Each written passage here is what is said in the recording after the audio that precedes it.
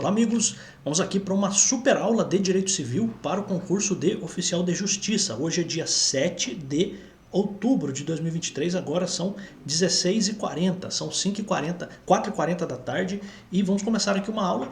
Não acho que vai ser uma aula muito grande, mas também não vai ser uma aula curta, tá bom? A gente vai fazer aqui uma passagem por alguns artigos que estão no seu edital. Você, com aquilo que eu falar aqui, possivelmente vai conseguir responder as questões. O assunto, esta parte aqui não é difícil, tá bom? Então, basicamente você me ouvir aqui, olhar o que eu estou de fato anotando aqui, ou grifando, e aí as anotações, se você quiser, você pode ter acesso a tudo isso lá dentro da minha parte paga. O link está logo aqui embaixo, lá tem tantas outras coisas. Agora, faltando uma semana para o concurso de Oficial de Justiça, não sei se é interessante. Seria interessante para você apenas se você fosse entrar lá para ver as questões já resolvidas, porque isso ajuda bastante também. Eu vou deixar o link aqui embaixo. De toda forma, essa aula vai ficar aqui de graça no YouTube. Por quê? Porque eu acho que eu tenho essa missão, né? Eu tenho aqui muitos seguidores, muitas pessoas que estão aqui no canal, que querem fazer essa prova, que por algum motivo não fizeram a contratação de um curso, ou alguns até estão revisando, né? Então eu acho importante a gente fazer esse conteúdo aqui, até porque os meus concorrentes, né, não estão fazendo isso, né? Então você vê lá o Brabo, vê quantas aulas o Brabo tá dando disso aqui. Eu falo do Brabo, por quê? Porque ele é muito bom, tem toda a estrutura dele lá e tal, mas assim, ele só agita vocês, porque ele não vem dar aula aqui, né? Só interessa para ele as pessoas que pagam. E para mim não é isso, né? Eu tenho lá as pessoas que me pagam, tal. A gente tem até um grupo de WhatsApp, tal, converso com essas pessoas, tal. Mas as pessoas que estão aqui no canal merecem o meu respeito também, então por isso que eu faço dessa forma. Vamos começar a aula. Você está fazendo a prova para oficial de justiça. Então, o que vai cair aqui, ou o que nós vamos ver aqui, vai ser sempre com o olhar do oficial de justiça. Por quê? Porque é muito possível que o seu examinador, se for perguntar alguma coisa do que está aqui, pergunte com base naquilo que você quer ser como oficial de justiça, né? Então olha só, a gente está aqui no artigo 1169, né? Então está assim, falando dos prepostos da empresa, né? Veja só. Que é o preposto? O preposto é uma pessoa que representa a empresa. É uma pessoa que vai falar em nome da empresa. Então olha só o 1169. Vou grifar aqui. O preposto não pode, sem autorização escrita, então ele não pode, sem autorização escrita, fazer-se substituir no desempenho da preposição, sob pena de responder pessoalmente pelos atos do substituto e pelas obrigações por ele contraídas. Então veja só, uma pessoa foi nomeada como preposto de uma empresa. Preposto é um representante, vamos assim dizer, tá bom? Então o preposto, ele não pode, sem que alguém autorize, sem que o diretor da empresa, seja lá quem for, o dono da empresa, sem que essa pessoa o autorize, ele não pode passar a bola para outra pessoa. É isso que eu quero que você entenda, tá? Então olha só, vamos colocar aqui, o preposto representa a empresa. Representa diante de quem? Pode representar, inclusive, quando você, como oficial de justiça, vai lá fazer uma citação, uma intimação. É isso que eu quero que você entenda. Porque às vezes você vai lá numa empresa, você vai lá na Nestlé, por exemplo, você vai lá na Garoto, você vai lá numa empresa tal, na Volkswagen, por exemplo. Você vai ter que fazer uma citação, uma intimação, se for o caso. Veja, com quem que você vai falar lá? Aí você vai... Então, qual é o ponto, né? Você vai ter que se informar sobre quem é o preposto, quem é a pessoa responsável por representar a empresa, quem é que vai falar ali em nome da empresa, tá bom? Então, isso que eu quero que você entenda. Então, o preposto, com todas as aspas aqui, ele representa a empresa para certos atos, tá? Ele não pode, com todas as aspas de novo, passar sua responsabilidade para outra pessoa sem que esteja autorizado por escrito.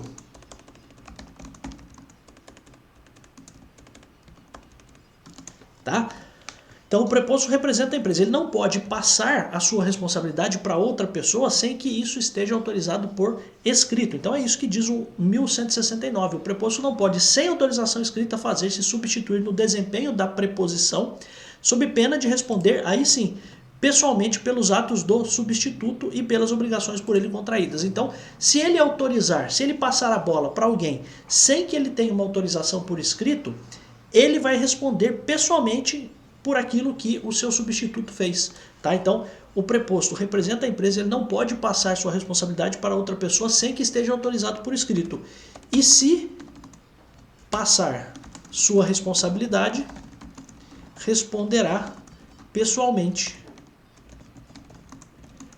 por tudo que a pessoa que o substituiu fizer de errado. Então não vai ser a pessoa substituta que vai responder. Ele, preposto, é que vai responder, porque foi o preposto que colocou aquela pessoa ali, tá bom? Então essa é a informação importante. Prosseguindo, o preposto, salvo autorização expressa, não pode negociar por conta própria ou de terceiro, nem participar, embora indiretamente, de operação do mesmo gênero da que lhe foi cometida. Então vamos lá, vamos parar aqui. O preposto, a não ser, de novo, salvo autorização expressa, o preposto não pode negociar por conta própria ou por conta de terceiro, aqui às vezes fica faltando, né? Ou por conta, por ordem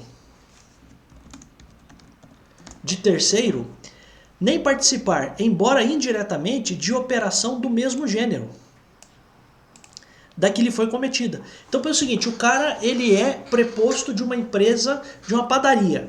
Ele não pode negociar por conta própria ou ainda por ordem de terceiro com uma operação de outro gênero. Então ele não pode negociar por conta própria nem participar, embora indiretamente, de operação do mesmo gênero, da que lhe foi cometida, da que lhe foi entregue, das suas responsabilidades, sob pena de responder por perdas e danos e serem retidos pelo proponente os lucros da operação. Proponente aqui, ou preponente, né, é a pessoa que constituiu o preposto, tá? Resumo da ópera.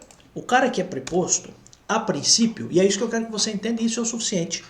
Resumo da ópera, o cara que é preposto, ele precisa ser fiel ao seu preponente, a pessoa que entregou para ele, que lhe confiou esta função. Então o preposto deve ser fiel ao preponente. E por isso mesmo, não pode atuar, ainda que indiretamente, em nada que concorra com o seu preponente. Aquela coisa, o cara é preposto numa padaria. Ele não pode atuar como preposto, ainda que indiretamente, ou atuar de alguma forma para uma outra padaria, a não ser que o dono da padaria autorize. Então, a única exceção é essa aqui, salvo autorização expressa. Tá? Então, se o dono, o preponente, não autorizar, não pode. Tá? Essa é a ideia. E aqui tem um ponto importante, né? Considera-se perfeita a entrega de papéis, bens ou valores ao preposto, encarregado pelo preponente, se os recebeu sem protesto, salvo nos casos em que haja prazo para reclamação. Coisas importantes, né? Às vezes a gente lê alguma coisa e, como muita gente não é do direito, acaba não entendendo. Então, considera-se perfeita, considera-se realizada, acabada, concluída.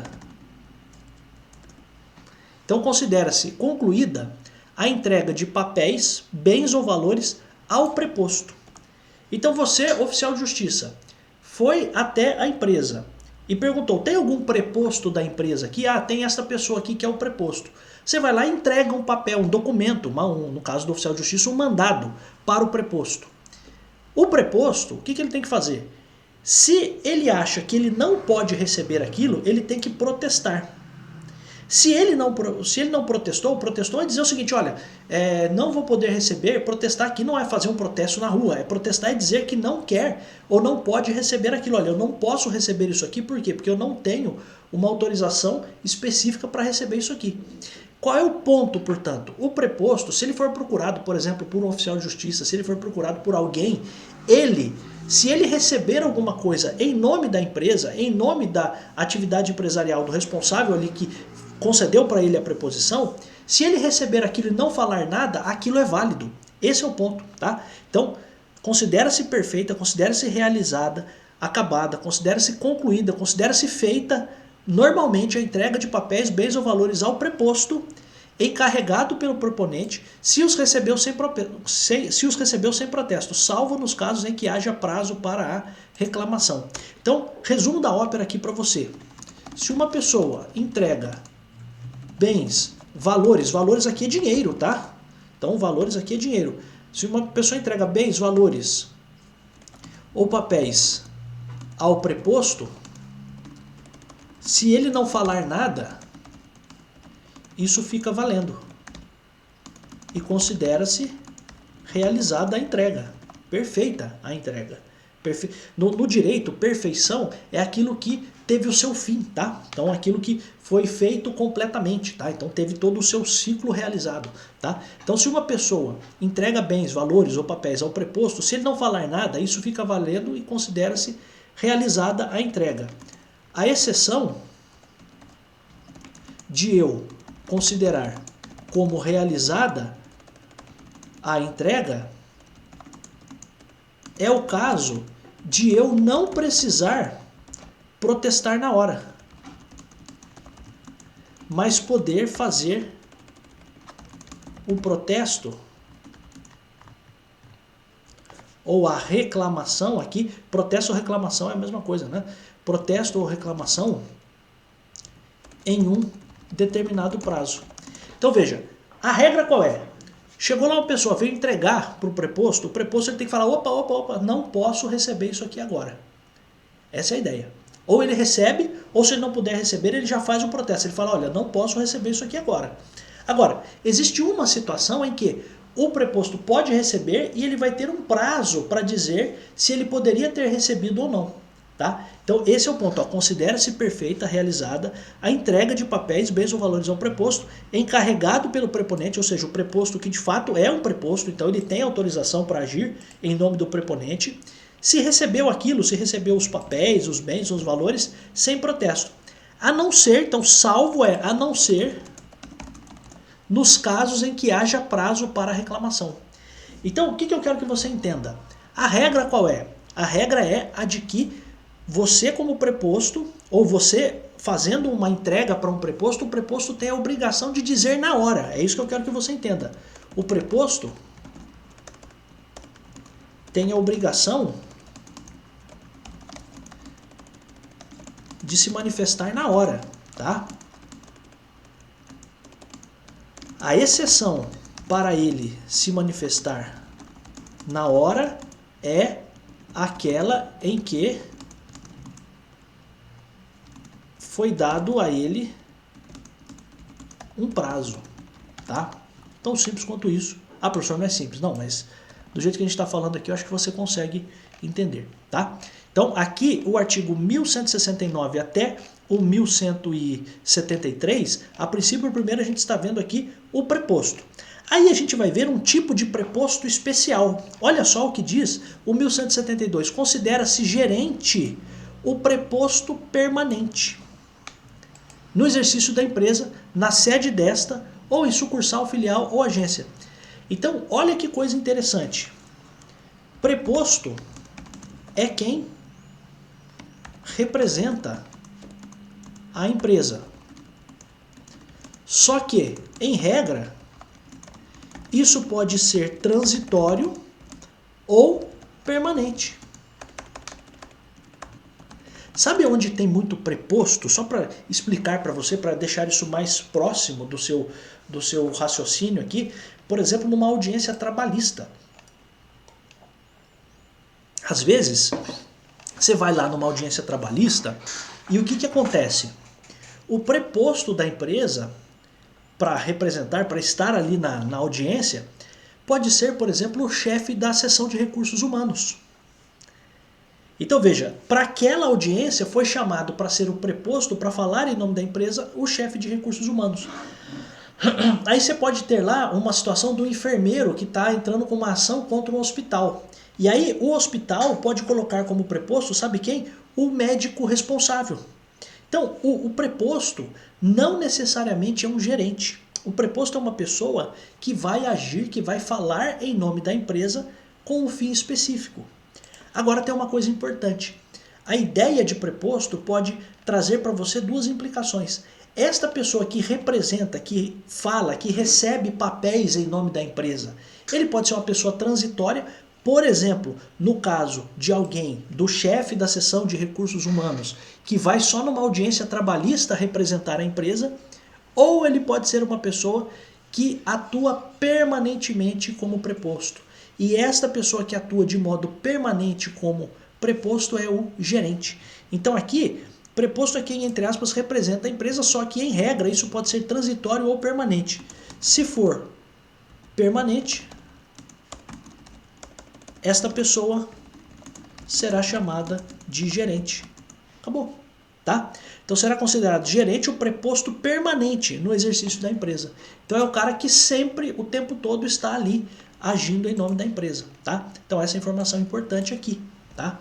Quando a lei não exigir poderes especiais, considera-se o gerente autorizado a praticar todos os atos necessários ao exercício dos poderes que lhe foram outorgados, tá? Então veja só, existem hipóteses em que a lei vai exigir do gerente poderes especiais. Veja, o gerente não é o dono, o gerente é um cara ali que vai atuar dentro da empresa para fazer o que precisa ser feito. É um funcionário também, né?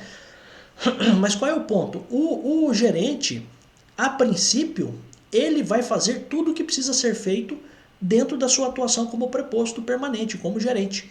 Aí a única coisa é quando a lei não exigir poderes especiais, ou seja, existem hipóteses em que a lei exige poderes especiais, mas tirando essas hipóteses de poderes especiais, o gerente é ali autorizado a praticar todos os atos. Então ele pode fazer tudo, a praticar todos os atos necessários ao exercício dos poderes que lhe foram outorgados. E aí o parágrafo único diz assim, na falta de estipulação diversa, então na falta de uma disposição diversa num contrato, por exemplo, consideram-se solidários os poderes conferidos a 2 ou mais gerentes. Aqui, o que eu quero que você entenda? Existe a responsabilidade solidária, então se uma empresa tem 2 ou mais gerentes e acontece um problema, todos os gerentes respondem em conjunto e podem ser cobrados por todo o problema, por toda a dívida. Isso é o que a gente chama de solidariedade.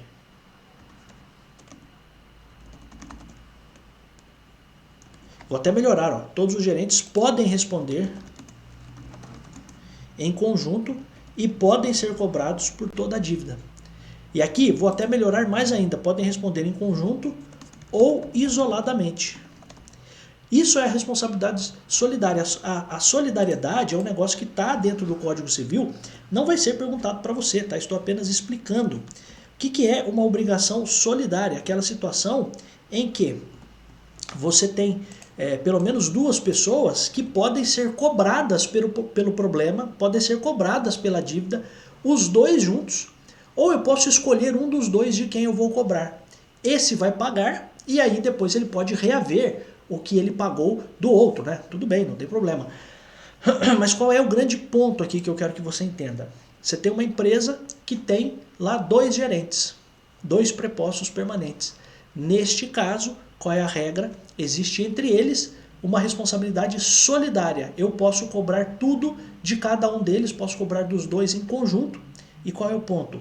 Eu posso ter uma estipulação diversa. Então eu posso ter dentro do meu contrato de trabalho ou num contrato à parte, né, um adendo do meu contrato de trabalho dizendo o seguinte, olha, eu sou um gerente e na empresa tem mais de um gerente, mas entre nós não vai haver solidariedade. Então a própria indicação da lei diz que é possível que se você quiser, se você tiver mais de um gerente, ou você não fala nada, e se você não falar nada, se não tiver uma estipulação diferente, os 2 gerentes ou mais são solidários, respondem, solidário é isso, responsabilidade solidária, ou seja, é possível cobrar tudo de cada um deles, ok? Agora, é possível que também, em vez de você ficar sem falar nada, que você já coloque isso no contrato. Aí no contrato você pode dizer que, por exemplo, não é solidária essa responsabilidade, tá? Então qual é o grande ponto aqui? Se uma empresa tem 2 ou mais gerentes e acontece um problema, todos os gerentes respondem, todos os gerentes podem responder em conjunto ou isoladamente por ele, né? E podem ser cobrados por toda a dívida. Isso é solidariedade ou também chamado de obrigação solidária, tá? Coisa importante, porém, né, só marcando aqui, porém, é possível que exista uma estipulação, em geral contratual, que diga que não há solidariedade.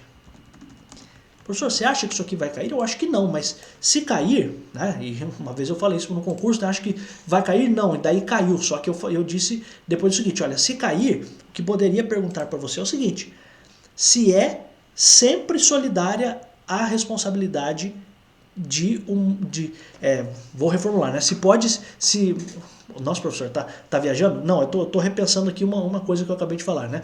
Veja só, a pergunta que pode ser colocada para você na prova é a seguinte, ou uma afirmação, né? Sempre haverá responsabilidade solidária ou serão sempre solidários ou será sempre solidária a responsabilidade entre dois ou mais gerentes. Tá certo ou tá errado? Tá errado. Por quê?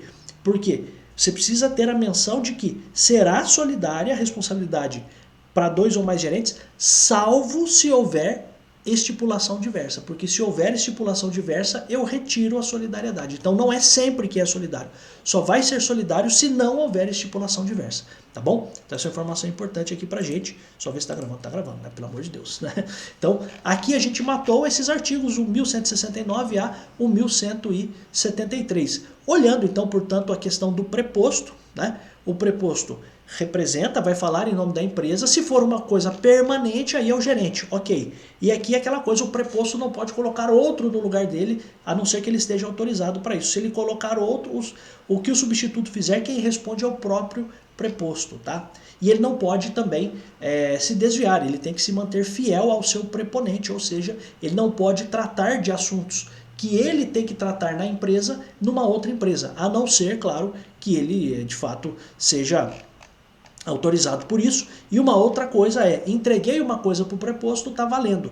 E aí qual é o ponto? O preposto, em regra, tem que protestar, tem que dizer que não quer receber aquilo, a não ser que seja dado um prazo para ele falar sobre isso, tá? E aí o gerente é isso, né? O gerente pode fazer tudo o que é necessário, o gerente é esse preposto permanente, tá? E aí a última coisa qual é? Quando eu tiver mais de um gerente, se não tiver nenhuma disposição em contrário, num contrato, por exemplo, eu considero que a responsabilidade entre esses gerentes é solidária. Então, consideram-se solidários os poderes conferidos a dois ou mais gerentes. Aqui, poderes, você poderia também pensar nas responsabilidades, tá bom? Então, aqui a gente mata este ponto.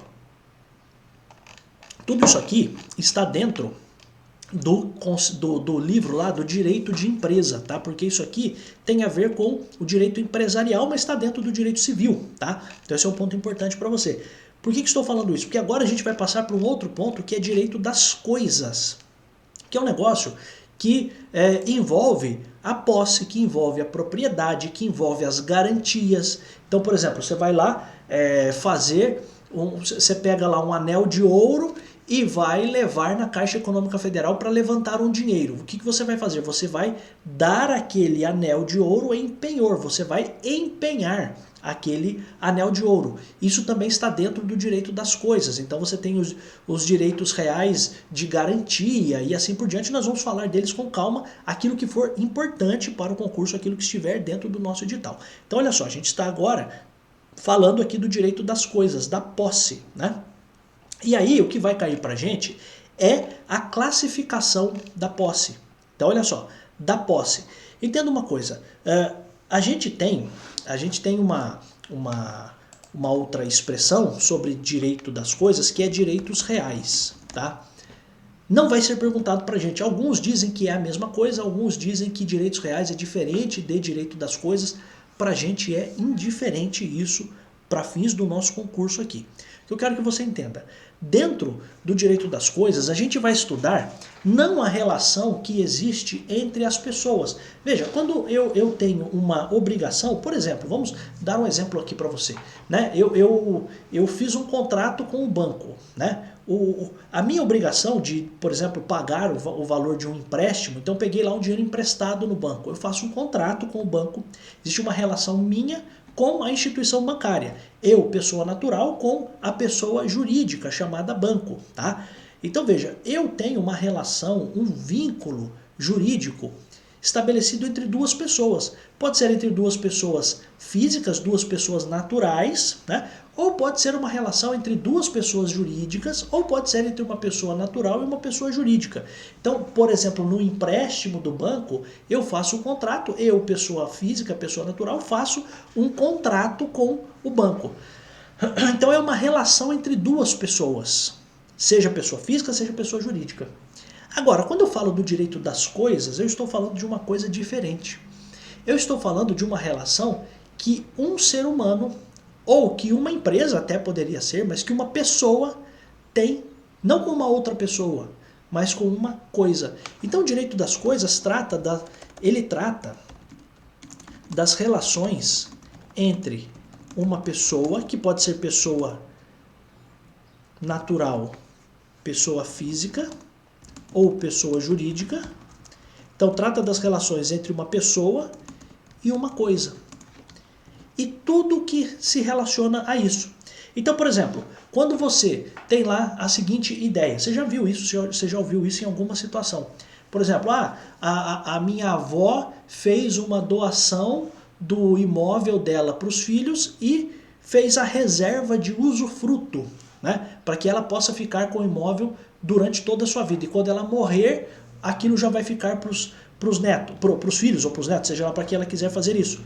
Qual é o ponto? Isso está dentro do direito das coisas. Tá? Então, só para que você entenda, é a relação que a pessoa tem com uma coisa. E uma das relações que você pode ter com uma coisa é a posse. Então, o que eu quero que você entenda? A gente vai falar de posse aqui, a gente está falando de uma pessoa, e pode ser pessoa física, eu, você, ou pode ser uma empresa. Então, por exemplo, você tem lá reintegração de posse do terreno de uma empresa, da Embraer, por exemplo. Veja, a Embraer é uma pessoa jurídica e ela tem ali a posse de um terreno, por exemplo. Ela tem a posse e pode ter também a propriedade de um terreno. Mas qual é o ponto, né? A posse é um poder de fato. Ó, posse é um poder de fato sobre uma coisa.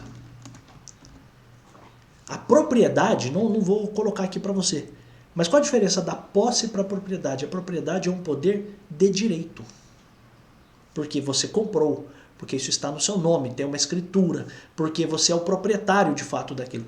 Posse, você é só possuidor. Você naquele momento está com aquela coisa sob os seus domínios. Então é isso que eu quero que você entenda. Então quando a gente fala de posse, considera-se possuidor todo aquele que tem de fato, o exercício pleno ou não de algum dos poderes inerentes relacionados à propriedade. Quero que você entenda uma coisa. O possuidor não tem todos os poderes que um proprietário tem. É isso que eu quero que você entenda. O possuidor tem alguns dos poderes relacionados à propriedade. Então, por exemplo, veja só, se você é proprietário da sua casa, você pode não deixar que alguém entre na sua casa. Quando você é possuidor de uma casa, você também pode não deixar que a pessoa entre na sua casa. Então veja, este é um poder que eu tenho de exercitar. É um poder de fato, porque eu não tenho aquilo no meu nome, eu não tenho aquilo efetivamente como um proprietário, mas alguma coisa relacionada à propriedade eu posso fazer. Então, do mesmo jeito que o proprietário pode tirar um invasor da sua casa, o possuidor pode retirar um invasor da sua casa, da casa de que ele tem a posse. Então, considera-se possuidor todo aquele que tem de fato o exercício, pleno ou não, de algum dos poderes inerentes. Então, é algum, né, não é de todos, é de algum dos poderes relacionados à propriedade. Então eu quero que você entenda que o direito de propriedade é maior, é mais amplo do que a posse, do que o direito de posse ou do que a posse. Então a posse é uma situação de fato. Tá? Então veja só, por que isso é importante, né? Porque, por exemplo, uma das questões que o direito tem muito na parte de direito das coisas, de direitos reais, sabe qual é? A questão da uso capião. O que é uso capião?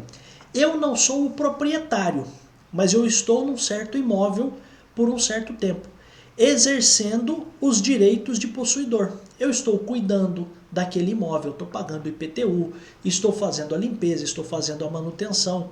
As pessoas, elas me veem e sabem que eu me relaciono com aquele bem, sabem que eu estou ali naquele bem. Eu sou o possuidor. Depois de um certo tempo que eu for possuidor, eu posso virar proprietário por meio da uso capião. Olha que coisa interessante, né? Então a posse é uma situação de fato.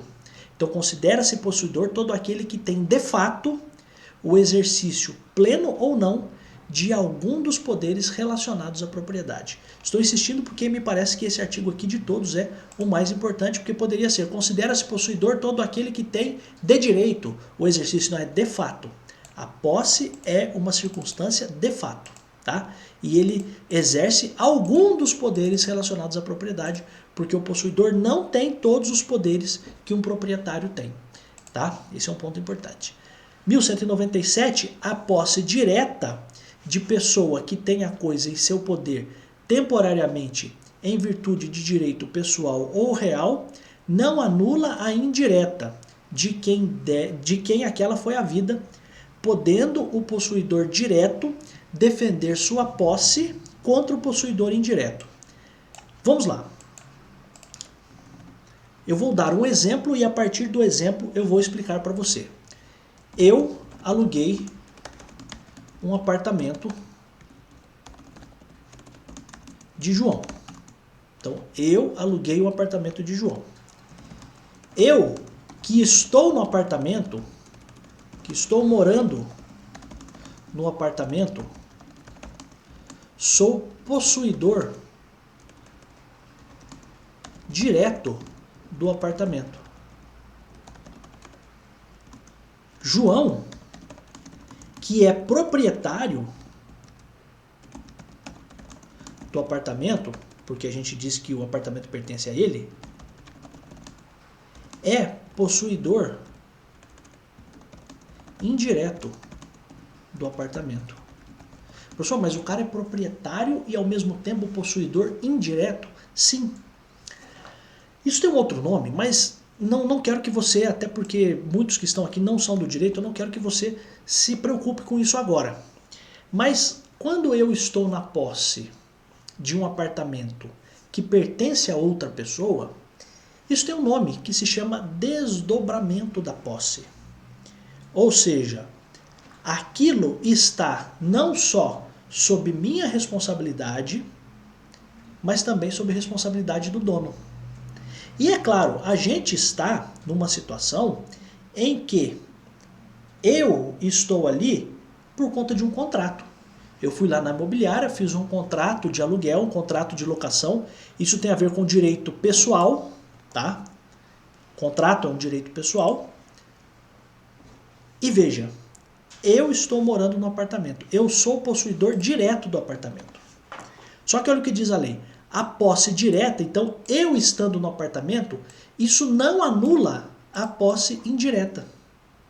De quem aquela o quê? A posse direta foi a vida. Podendo o possuidor direto, eu, defender a sua posse contra o indireto, o dono do apartamento. Então, olha que coisa louca, importante aqui para fins de concurso. O fulano alugou um apartamento do João. O fulano ou eu estou morando no apartamento. Eu sou o possuidor direto. O fato de eu ser possuidor direto, porque estou alugando o apartamento, não retira do João uma situação. Qual é? Ele continua sendo proprietário e, mais do que isso, ele é o possuidor indireto. Só que tem uma coisa. A partir do momento que você alugou esse apartamento para uma outra pessoa, ou no nosso caso, a partir do momento em que o João alugou o apartamento dele para mim, eu que estou dentro, que estou em contato com as paredes, eu que estou aqui com a mão no apartamento, eu sou o possuidor direto. E se o João quiser entrar no meu apartamento? Ele é o dono, ele pode entrar? Ele não pode. Professor, mas ele é o dono. Mas o contrato está em vigência? O contrato está em vigência. Então ele é só possuidor indireto. O possuidor direto sou eu. Então, se o João quiser entrar no meu apartamento, mesmo ele sendo proprietário, ele não pode entrar sem minha autorização. Então, veja só. O João, que é proprietário do apartamento, é possuidor indireto do apartamento. Neste caso, eu, possuidor direto, posso me defender contra uma tentativa de invasão do possuidor indireto, João, que é proprietário do imóvel. Então, preste atenção. Por quê? Tem um perfil lá no Twitter que se chama como é que é? Locações Arrombadas. É um nome desse assim, sabe? Um nome estranho, né? Porque antigamente tinha assim, vagas arrombadas. Que era assim, que era o cara que queria que a pessoa falasse inglês, japonês, alemão, francês, italiano, coreano, tivesse ido 5 vezes para a Lua para trabalhar no caixa de um supermercado. Sabe, esse tipo de coisa assim? Então chamavam de vagas arrombadas. Então é um nome, claro, sarcástico, mas de uma situação em que o cara que está oferecendo a vaga de emprego está exigindo muito, né? Para pagar pouco, né? E existia também, eu acho que existe ainda lá no Twitter, eu acho que tem no Instagram também, um perfil que fala sobre locações arrombadas, ou casas arrombadas, alguma coisa assim, não lembro agora o nome, né? Que é o quê? É o cara que diz o seguinte, olha, eu vou alugar a minha casa para você, só que a casa que eu estou alugando para você, eu não quero que dentro dessa casa, eu não quero que você faça festa, eu não quero que você tenha cachorro, eu não quero que você entre na casa depois das 10 horas da noite, esse tipo de coisa. Veja, mas espera aí, você vai morar na casa? O dono da casa vai morar lá também? Não, não é uma república, né? Não é nada disso, não é uma pensão. É uma casa fechada que o cara está, uma casa toda íntegra, total, que o cara está alugando para uma outra pessoa. Ele não tem o direito de fazer essas exigências, tá? Ah, mas e se colocar num contrato? Bom, é muito questionável a validade dessas cláusulas. Por quê? Porque se eu estou num apartamento, numa casa, a título de um contrato, então assinei um contrato, e estou ali como possuidor direto, eu posso me defender contra a invasão do possuidor indireto. Mesmo que esse possuidor indireto seja o proprietário, porque de fato ele é, né? Então o possuidor indireto geralmente é o proprietário da casa, né? Então eu quero que você entenda isso, porque você poderia ter uma pergunta dessa no seu concurso. O fulano de tal alugou uma casa e o proprietário quer ficar entrando toda hora. Ele pode, esse proprietário, não, ele pode porque ele é o dono. Se ele é o dono, ele pode fazer o que ele quiser. Não, não é assim não, meu jovem, não é assim não. A partir do momento que você assinou um contrato, acabou, tá? Então o possuidor direto pode se defender contra qualquer coisa do possuidor indireto, tá? Esse é o ponto, tá? Então essa informação é importante. O possuidor direto, o inquilino da casa pode se defender do dono da casa. Agora, é claro, né, pelo amor de Deus, se o cara não pagou o aluguel, ele tem que sair, tem que ser despejado. É outra coisa, por favor, não confunda, tá bom? Porque senão o cara fala assim, não, agora eu tô aqui, não preciso nem mais pagar a casa, não preciso pagar, não, pelo amor de Deus, tô falando de gente, eu tô falando com gente normal, tá? Tô falando com gente que está entendendo o que eu estou falando no sentido de, durante a vigência do contrato, enquanto todos estão cumprindo o contrato, enquanto o inquilino está pagando o aluguel, é lógico que ele não pode ser molestado, incomodado pelo dono do imóvel. Essa é a ideia, tá bom? Então eu estou falando isso com muita tranquilidade, senão a pessoa já vai interpretar errado isso aqui. Vai falar, o professor falou. Não, falei nada, peraí. Estou falando se estiver todo mundo dentro dos conformes. Não, o cara tá lá, tá pagando direitinho o aluguel, tudo certinho, e o proprietário quer ficar dando pitaco na casa dele. Não pode, vai embora, tá? Por quê? Porque não, né? Ah, professor, mas tem lá o direito de fiscalização. Não, fiscalização é uma coisa. Agora, o cara ficar se intrometendo toda hora, não, peraí, né? Tem um limite as coisas, né? Então, possuidor direto, o inquilino, pode se defender do possuidor indireto, que é o proprietário do imóvel, tá bom? 1198 considera-se detentor aquele que, achando-se em relação de dependência para com outro, essa expressão é importante, tá? Dependência para com o outro, conserva a posse em nome deste e em cumprimento de ordens ou instruções suas, tá? Qual é o ponto aqui? Qual é o ponto? Uma pessoa que está numa fazenda, a fazenda tem lá o caseiro. O caseiro não é o possuidor. Então, ó, o caseiro não é o possuidor da fazenda. Ele é empregado e está em dependência do proprietário. O caseiro age em nome do dono da fazenda. Isso tem um nome, mas assim, não acho que isso poderia ser perguntado para você. Eu vou até colocar aqui para você ver, ó.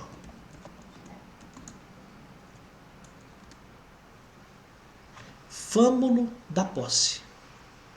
É aquele que detém a coisa em nome de outrem em razão de uma situação de dependência ou subordinação. Então, o caseiro age no fâmulo da posse. Você acha, professor, que o examinador no concurso perguntaria o que é fâmulo da posse? Não. Mas quero que você guarde. Então, o detentor de uma coisa é alguém que não tem a posse em seu próprio nome. Não tem a posse da coisa em seu próprio nome. Mas a tem em nome de outra pessoa. Então é o caso do caseiro. Então considera-se detentor aquele que, achando-se em relação de dependência para com o outro, conserva a posse em nome deste outro e em cumprimento de ordens e instruções suas. Existe uma relação de subordinação, de hierarquia, né? Então você poderia ter essa ideia. Hierarquia, subordinação, tá? Então o detentor é aquela pessoa, por exemplo, lá no estacionamento, o manobrista do estacionamento. Existe o dono do estacionamento, existe o manobrista do estacionamento.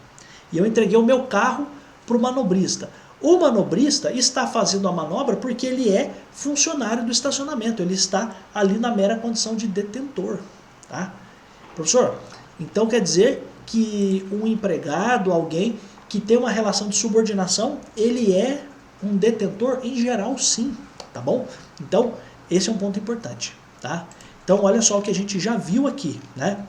Quem é o possuidor é aquele que de fato exerce algum dos poderes relacionados à propriedade. Vimos que o possuidor direto é aquele que está com a mão no bem, está em contato com o bem. Está chovendo, não sei se está te atrapalhando aí, mas vamos desse jeito mesmo.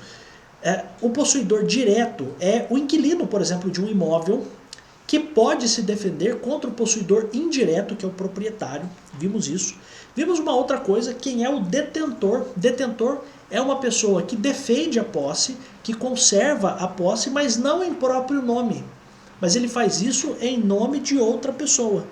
Professor, qual a importância disso? É por isso que o caseiro de uma casa, né, de uma fazenda, de uma casa não, mas de uma fazenda, ele não pode pedir, a princípio, sendo caseiro, trabalhando só como caseiro, a gente já vai ver o que diz o parágrafo único, mas ele simplesmente sendo caseiro, ele não pode pedir a uso capião da fazenda. Porque quem pode pedir a uso capião da fazenda é o possuidor. Aquele que exerce a posse em seu próprio nome.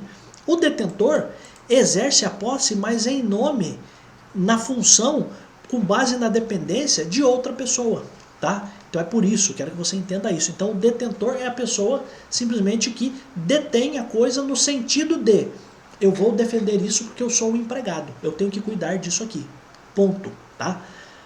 O parágrafo único fala: aquele que começou a comportar-se de modo como prescreve este artigo em relação ao bem e a outra pessoa, presume-se detentor, até que se prove o contrário. Então, se eu estou cuidando de uma coisa, se eu estou, de fato, cuidando de alguma coisa, conservando aquilo para outra pessoa, eu sou o detentor. Esta é a ideia. Então aquele que começou a comportar-se do modo como prescreve este artigo em relação ao bem e a outra pessoa, presume-se detentor até que prove o contrário. Então a princípio, se eu estou conservando alguma coisa para outra pessoa, eu sou o detentor. Tá? Esta é a ideia aqui do parágrafo único. O 1199 diz assim: se duas ou mais pessoas possuírem coisa indivisa é que não pode ser dividida, poderá cada uma do que? Cada uma das pessoas exercer sobre ela atos possessórios, contanto que não excluam os dos outros compossuidores. Isso aqui é uma situação que a gente chama de composse. Então, composse, o que é? É a posse exercida por mais de uma pessoa sobre uma coisa. Se eu estiver falando de uma coisa indivisa, de uma coisa indivisível, vamos pegar um exemplo, né? 3 pessoas alugaram um carro. O carro lá da Localiza. Então, o contrato saiu no nome de 3 pessoas. Estou dando uma hipótese, tá? Aí as 3 pessoas que têm o contrato em seus próprios nomes de locação de um veículo, o que acontece? Elas vão exercer a posse direta sobre aquele veículo.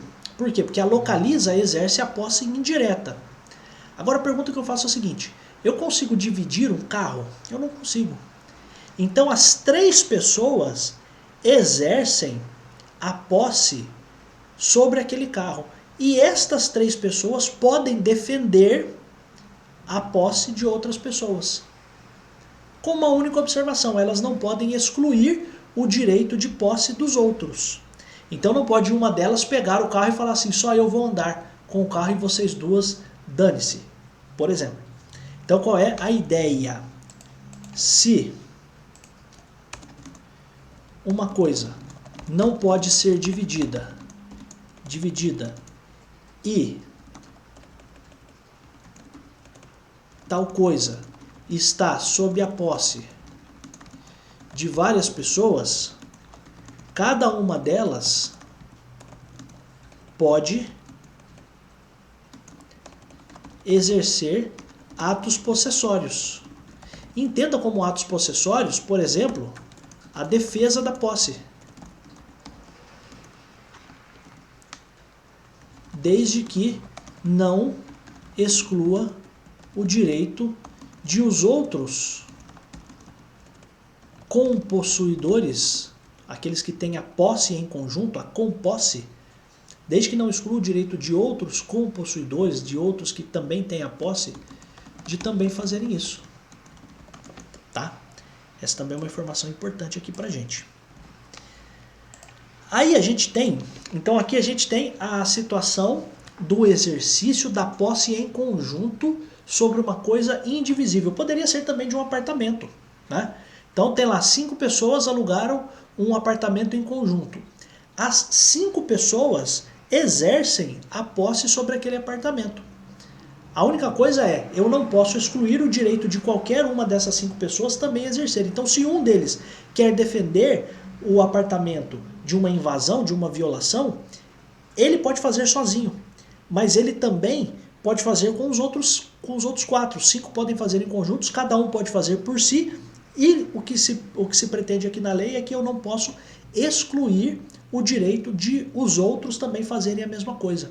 Então 5 pessoas alugaram um apartamento em conjunto, uma dessas pessoas por si só já pode entrar com uma ação para defender a posse. Mas tem um ponto importante: eu não posso com isso excluir o direito de os outros fazerem a mesma coisa. Essa é a ideia do 1199. Aí a gente vai, amigos, para as classificações da posse. Então veja só.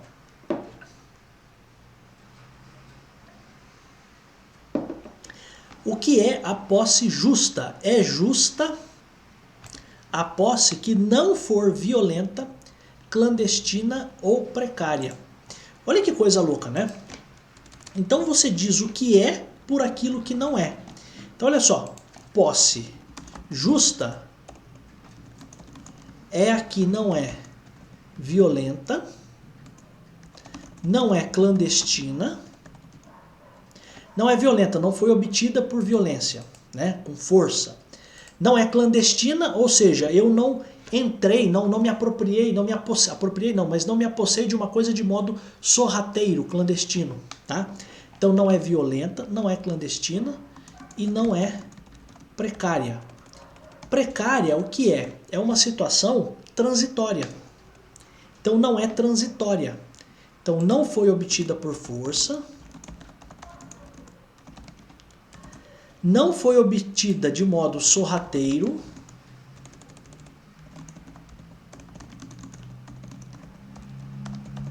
e não foi obtida temporariamente. Não foi obtida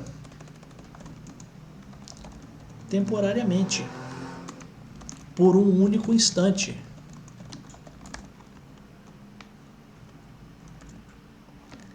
Isso é a posse justa. Professor, então se a posse justa é a que não é violenta, a que não é clandestina ou a que não é precária, uma outra definição que eu poderia trazer para você, interpretando ao contrário, é sobre o que é a posse injusta. O que é uma posse injusta? É a posse violenta, precária ou clandestina. Esse é o ponto. Então você lendo o artigo, você consegue entender o que é a posse justa e o que é a posse injusta. Porque veja, é justa qual posse? A que não for violenta, clandestina ou precária. Professor, eu preciso saber, não, só guarde essas expressões, violenta, clandestina ou precária. Qual é o ponto? Se a posse justa é a que não é violenta, clandestina ou precária, a posse injusta é a que for violenta, clandestina ou precária. Tá? Então daqui a gente tira as definições. Então qual é o ponto? Entender posse justa, não violenta, não clandestina, não precária. E a posse injusta, ou ela é violenta, então foi obtida por meio violento, foi obtido por meio clandestino, foi obtido por meio precário. Tá? A gente tem também uma outra definição que é a posse de boa-fé. E aí, em contraposição à posse de boa-fé, a gente vai ter a posse de má-fé. Então aqui eu vou colocar para você posse justa contra posse injusta. Agora aqui a gente vai para a posse de boa-fé e de má-fé.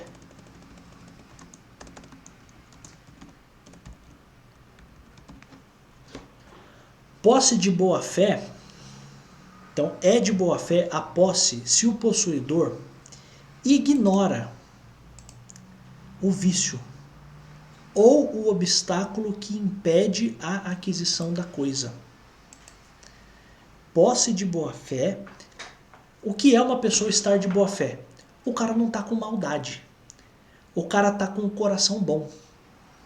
Então a posse de boa-fé é uma pessoa que está na posse de um bem, só que ele não sabe que ele não pode ser proprietário daquilo. Então, posse de boa-fé é de boa-fé a posse se o possuidor ignora o vício, ou seja, o defeito, o problema relacionado a essa posse. Ou se ele ignora o quê? O obstáculo que impede a aquisição da coisa. Parágrafo único diz assim: o possuidor com justo título tem por si a presunção de boa-fé, salvo prova em contrário, ou quando a lei não admite esta presunção. Então olha só que coisa importante. Se eu comprei uma casa por um contrato de gaveta, sem escritura pública e sem registrar no cartório de registro de imóveis, eu sou um possuidor que tem justo título. Porque tenho um papel, entenda, né? Tenho um papel, um documento que foi obtido de boa fé.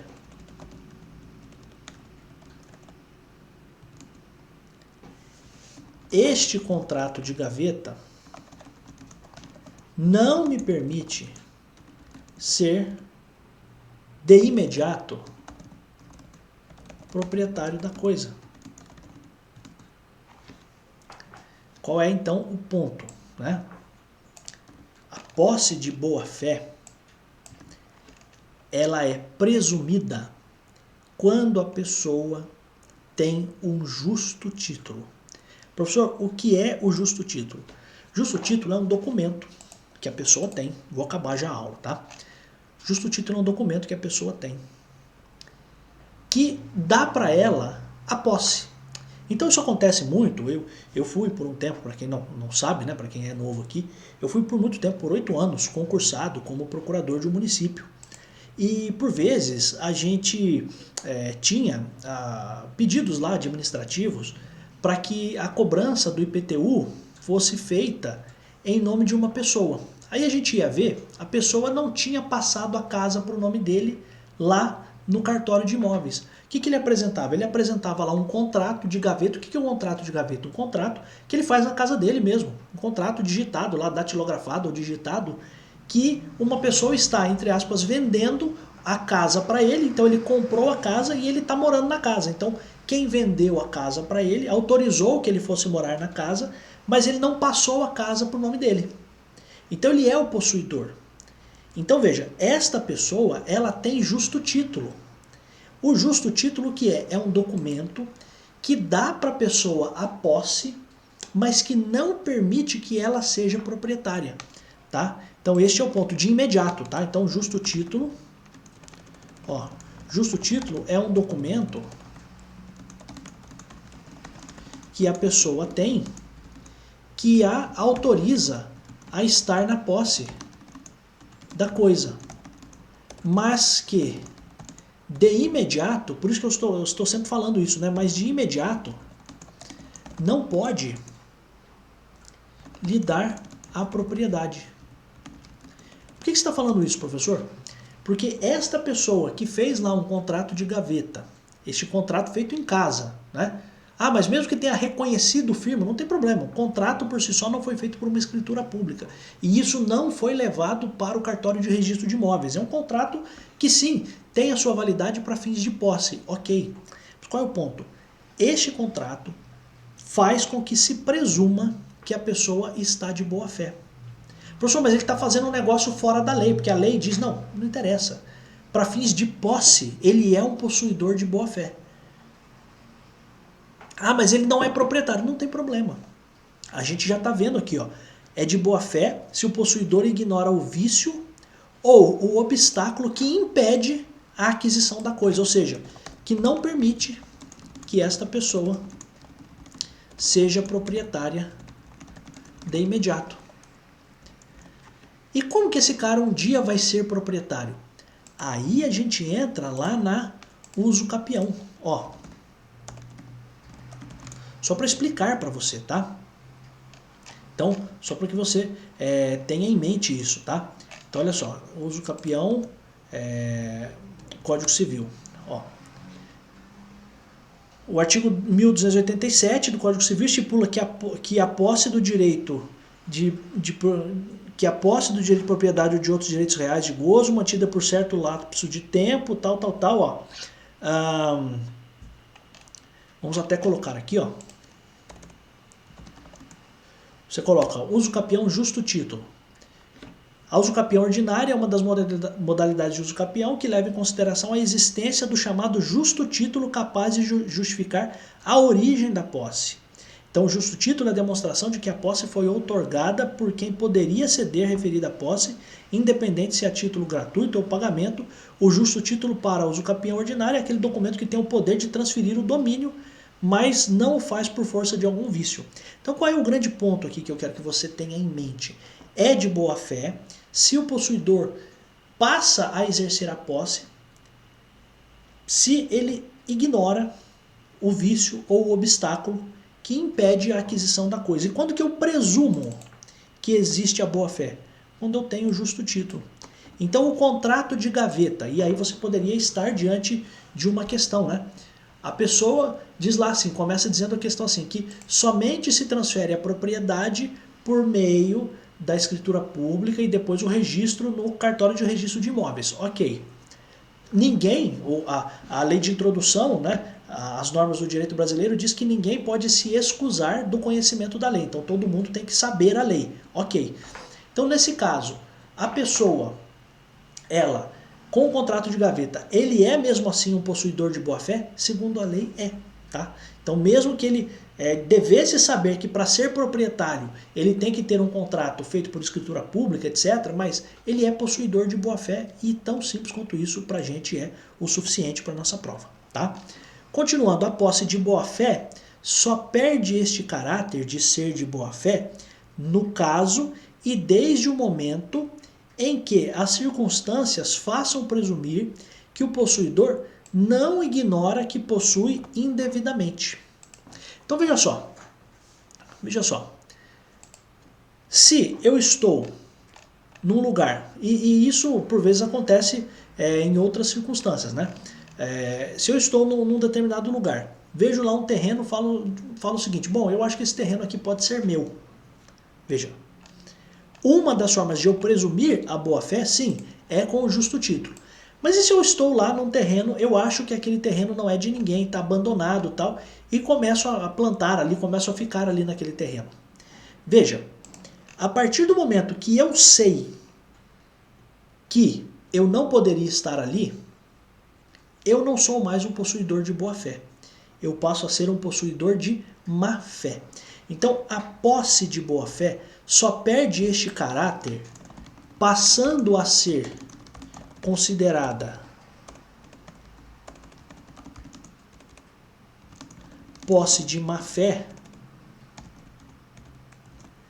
no caso e desde o momento em que as circunstâncias façam presumir que o possuidor não ignora que possui indevidamente. Porque veja só, se o cara está de boa, ele não está na maldade, ele não sabe, né? Então veja, posse de boa-fé pode ser com justo título, mas também pode ser sem justo título, é isso que eu quero que você entenda. A posse de boa-fé pode ser com justo título, ocasião em que, ou caso em que ela é presumida como de boa-fé,